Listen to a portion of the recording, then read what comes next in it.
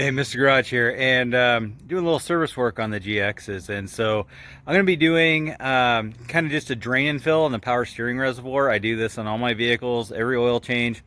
Just kind of mix in fresh fluid and it keeps your power steering up and good. So you don't need to do a full power steering system flush if you do this often enough, because the solution to pollution is dilution, I guess they say. So you just keep clean fluid in constantly and it stays really good. Now the vehicle I'm going to work on right now is the wife's GX, and the dealership claim they did, according to their service records, multiple power steering system flushes. Well, looking at the dipstick and looking down in the power steering reservoir, I have quickly determined that was a lie. So let's take a look, and I'll show you how I'm going to remove the fluid and kind of what we're going to do.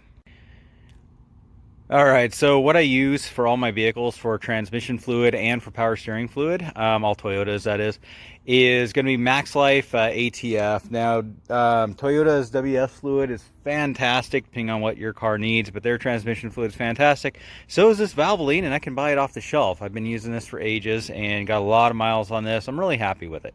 So what we do, I remove my little top cover.